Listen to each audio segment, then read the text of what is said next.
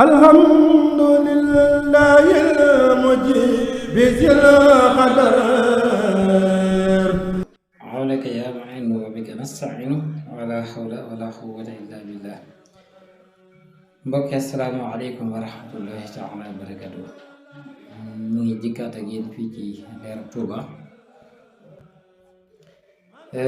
yoon ba ñu ngi tolloon ci bayit bi di yaa rabbana bi jaay an nooreeni abli walil ummati fi daalini, bayit boobu lañ tolloon.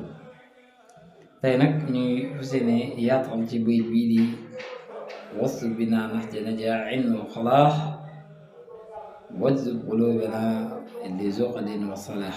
di ñaan borom subhaanahu wa taala maa ngi dégg topp bi barakat Cheikh Xaadim.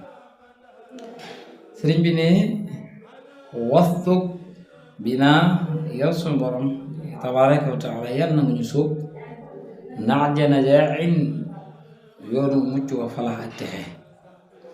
wajzub yal na nga ñu ñoddil quluubana suñuy xol yi bi zahdin ànd ak dëddu wa falaax ak mbaax. ndeysaan muy ñaan yu am solo yu sëriñ bi ñaane ci bayit bii ñu toll ni incha allah. sëriñ bi di ci ñaan borom bi subhaanahu wa taala may leen li nga xam ne mooy mucc ak texe, waaye nag ñu nekk ci yoon boo xam yoonu mucc la ak texe, waaye tamit may leen ak dëddu ci seen xol ak mu baax.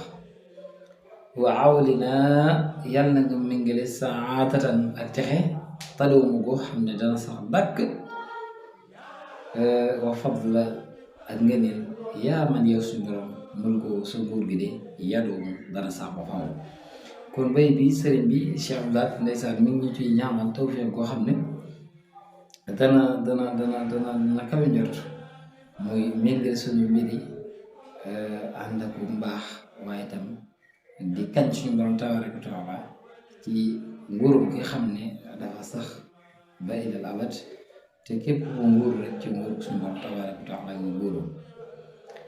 daan ne wasalliyan yow yàlla nga dolli teral ayra salaami gën nga dolli teral wasalaami ak wóolu ala lazi yàlla na nekk ca ka nga xam ne daaru salaam àjjana ja ba ñu wooyee daaru salaam min duuri yi diggale ko bokk ci këram yi nga xam ne fa lay sax tamit ëllëg incha allahu taala. kon mu doon ñaan yu am solo yoo xam ne sëriñ bi mi ngi koy ñaanee ci laylatul xadr, di ñaanal aji yi ñaan ci xasida gi, waaye tam ki nga xam ne mi ngi jàng xasida gi rek yaa ngi julli ci yonent bi sallallahu alayhi wa sallam ak ñoom ak saabaam ci ni ko sëriñ bi bindee incha allahu taala. daane ko muhammadin muhammad baabil hudaa buntu bu jub ga maa fi radaa yow mi nga xam ne yaa dàq alkande naail mada yow mi nga xam ne yaay aji sore lef ma jaali du ja yow muy aji wuññi lëndëm ya mos war a daa diirul rot na. kon sëriñ bi muy ñaan yoo xam ne da ciy kañ sallallahu alayhi wa sallam daan ni mooy buntu njub, diir bi nga xam ne mos war a daa diir bi nga xam ne suñu borom rotal na ko mu wàcc, maanaam day buntu njub dàq alkande dàq fi lépp luy kéefër ak lépp loo xam ne doon na lëndëm ñoo ko doon bokkaale diggante bi borom bi subhaanahu wa taala. daane wal aali ak ñoom wasal saxbaam waman daa ak képp koo xam ne ñaan na lakka ñeen la yow suñu borom tabaaraka wa taala. moo tax mu ne ñaan ji may ñaan yàlla maa aaba li fekk dellu na man daa ka nga xam ne ma ngay dellu di ñaan suñu borom tabaaraka wa taala bi faw si ànd ak texe al azimi ba gën a màgg. ni ki nga xam ni mi ngi ñaan ci laylatul xadri li fekk dellu na di ñaan borom subhaanahu wa taala di ko nangul rek. salaatu wasalaam yàlla na sax dàkk ci yonent bi sallallahu alayhi wa sallam ak ñooñu ak saabaam.